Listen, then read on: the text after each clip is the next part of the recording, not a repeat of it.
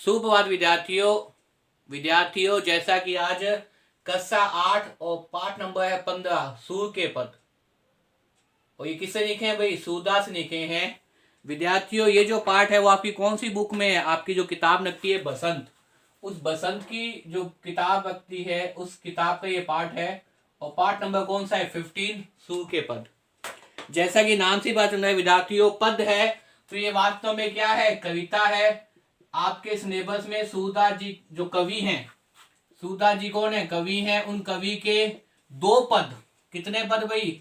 दो पद जो है वो आपके सिलेबस में लगे हुए हैं। उसके संबंधित ये पाठ है विद्यार्थियों कि उन दो पदों के अंदर वास्तव में सूरदास जी क्या करना चाहते हैं। विद्यार्थियों उन दो पदों के संबंधित ही यह वीडियो बना के आपके सामने प्रस्तुत कर रहा हूं। विद्यार्थियों जैसा कि आपको पता है हिंदी बहुत ही सरल तरीके थे, बहुत ही आराम से आपको पढ़ाई जा रही है। ऐसा पढ़ाया जाए जिससे आपको याद हो जाए साथ साथ में। तो विद्यार्थियों याद तभी होगा जब आप बार बार वीडियो को देखेंगे और याद करने का प्रयास करेंगे, जिससे पेपर में पर्सन में आपके गलत न हो। देखिए विद्यार्थियों आज अपने गए हैं पाठ नंबर 15 और क्या है? सूर के पद। और किस कविता लिखना कौन है? कवि सूरदास जी। देखिए कविता में क्या बताया गया है। सूरदास जी ने इन पदों में श्री कृष्ण के बाण रूप का वर्णन किया है। सूरदास जी जो भक्ति करते थे, सूरदास जी किसकी भक्ति करते थे? श्री कृष्ण की भक्ति करते थे। ऐसा माना जाता है कि वास्तव में सूरदास जी अंधे थे और सूरदास जी पद बोलते थे और उनके जो है वो शिष्य उन पदों को लिखते थे। तो इन पदों में श्री कृष्ण के बाण रूप का क्या किया गया? भी वर्णन किया गया। पहली बात तो ये आप ध्यान रखिए कि जो आपके सिलेबस में लगे हुए हैं उसमें क्या लगा हुआ है? श्री कृष्ण के बाण रूप का क्या किया गया? वर्णन किया गया। कौन से? उनका बचपन में जो कृष्ण जी थे बाण निनाय करते थे उसका बहुत ही सुंदर वर्णन किया गया है। प्रथम पद में जो प्रथम पद है आपके सामने, उस प्रथम पद में कवि क्या बताया है सूरदास जी? देखिए प्रथम पद में कवि सूरदास जी बताते हैं कि कृष्ण के बाण रूप का वर्णन कहते हैं कि बालक कृष्ण अपनी माता यशोदा से शिकायत करते हैं कि मैया मेरी ये चोटी कब बढ़ेगी। पहले पद के अंदर श्री कृष्ण क्या है? बाण रूप के अंदर श्री कृष्ण बाण रूप में अपनी माता, उनकी माता कौन है भाई?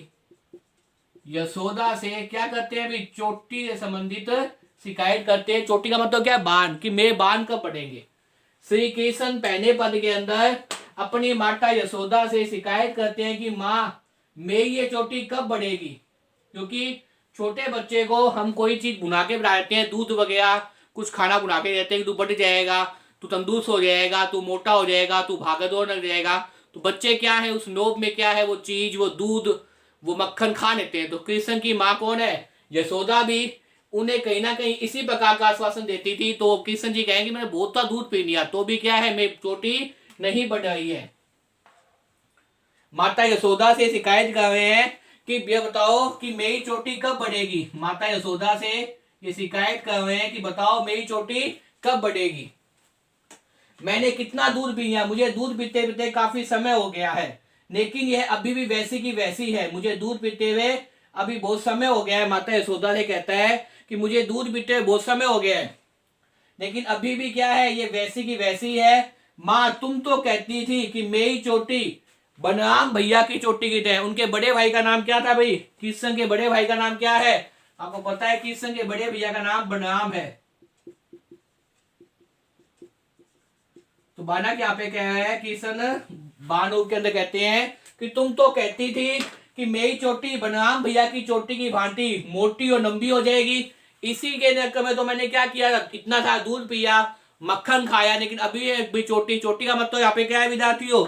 मेरे जो बाण है वो नहीं बढ़ रहे हैं। चोटी का मतलब यहाँ पे क्या है? चोटी का मतलब बाणों से है, जो बाणों की चोटी होती है वो चोटी क्यों नहीं बढ़ रही है। यह निकालते और बांधते हुए स्नान करते समय नागिन की भांति पृथ्वी नोटेगी। तुम तो कहती थी कि मेरे बाल इतने बढ़ जाएंगे कि नागिन की भांति क्या है धरती पर नोटना शुरू कर देंगे। मैया तुम बार बार मुझे कच्चा दूध पीने के देती थी। हे मैया तुम बार बार मुझे क्या देती थी? कच्चा दूध पीने के देती थी। कच्चा दूध पीने के देती थी और ये कहती थी मक्खन रोटी खाने को नहीं देती थी। अंत में सूरदास जी कहते हैं कि भगवान गए, हे ईश्वर, हे परमात्मा गए कि बलराम और कृष्ण दोनों भाइयों की जोड़ी क्या है, सदा ही बनी रहे। मुझे उम्मीद है विद्यार्थियों आपको पहला पद समझ में आ गया होगा, जिसमें कृष्ण क्या कह रहे हैं, अपनी चोटी के बारे में कह रहे हैं। अंत में सूरदास जी कहते हैं कि परमात्मा गए कि दोनों भाइयों की जोड़ी, बलराम और कृष्ण की जोड़ी हमेशा क्या है, बनी रहे। अब देखिए विद्यार्थियों दूसरे पद में क्या बता रहे हैं। दूसरे पद के अंदर भी सूरदास जी इसी प्रकार का वर्णन करने का प्रयास कर रहे हैं, क्योंकि आपके सिलेबस में 2 ही पद है। तो देखिए दूसरे पद में क्या कहते हैं, कृष्ण के माखन चोर रूप का सुंदर वर्णन किया है। दूसरे पद के अंदर कृष्ण जी को क्या पसंद था, एक तो गाय चराना, एक मक्खन खाना। तो कृष्ण के कौन से रूप को, भाई माखन चोर रूप को क्या किया है, बताया गया है दूसरे दोहे के अंदर। दूसरे पद में कृष्ण जी को विद्यार्थियों एक तो माखन खाना, मक्खन खाना, एक आपके सामने गाय चराना। और गाय चराते थे, बांसुरी बजाना बहुत पसंद था, बहुत स्नेह करते थे वो इससे, तो उससे वर्णन किया गया है। सूरदास कहते हैं एक ग्वानिन यशोदा को उनाना देते हुए कहती है कि मैया यशोदा, तुम्हारे बेटे कृष्ण ने मेरा माखन खा लिया। मेरा क्या कर लिया, ये मक्खन खा लिया तुम्हारे बेटे कृष्ण ने। दोपहर का समय जानकर, यह सोचकर कि घर सुनना होगा, उसने माखन ढूंढ लिया। दोपहर के समय गर्मियों के अंदर ज्यादातर लोग सो जाते हैं या कोई बाहर काम करने गए हुए थे। उसने देखा घर में कोई नहीं है, घर सुनसान है, तो उसने क्या किया, ये मक्खन को खा लिया। घर में आकर मक्खन ढूंढ लिया। उसने समय तो खाया ही, दरवाजा खोलकर अपने मित्रों को भी खुआ दिया। इतना धूर्त है, इतना चतुर बालक है, खुद तो मक्खन खाई है कि साथ साथ में गेट खोलने के बाद में अपने 2 मित्रों को भी अंदर बुला लिया, उनको भी क्या किया, मक्खन खिला दिया।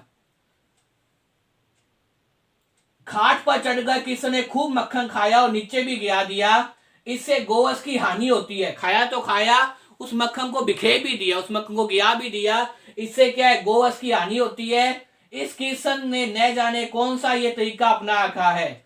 अंतिम पंक्ति में ग्वानी यशोदा पुनः कहती है कि तुम अपने बेटे कृष्ण को दरवाजे से अंदर बंद करके क्यों नहीं रखती, क्यों तुम उसे खुला छोड़ देती हो, बाहर खेलता रहता है, घरों के अंदर मक्खन चुराता रहता है, गोपियों की मटकी फोड़ता रहता है, क्यों तुम उसे अपने घर के अंदर बंद करके क्यों नहीं रहती। क्या तुमने किसी अनोखे और विचित्र पुत्र को जन्म दिया है, ऐसा बालक तो कभी कहीं देखा ही नहीं। ग्वानी कहती है, गोपिका कहती है, जिसने इतने विचित्र क्या की हो, हरकतें की हो, तो तुम अपने बेटे को घर में बंद करके रखो, ताकि वो क्या है, दूसरे लोगों के घर में जाकर मक्खन ना चुराए, गोपिकाओं की मटकी ना फोड़े। तो तुमने क्या विचित्र पुत्र को जन्म दिया है, तुम उसे कुछ समझाओ। इस प्रकार से विद्यार्थियों दूसरे दोहे में कृष्ण के माखन चोप को बताने का प्रयास किया है। विद्यार्थियों मुझे उम्मीद है इस वीडियो को देखने के बाद में आपको पाठ नंबर 15 सूर के पद जो कितने लिखे हैं, सूरदास कवि ने लिखे हैं, दोनों ही पद समझ में आ जाएंगे। तो विद्यार्थियों बार बार वीडियो को देखिए, याद करने का प्रयास कीजिए, जिससे पेपर में प्रश्न गलत न हो। धन्यवाद।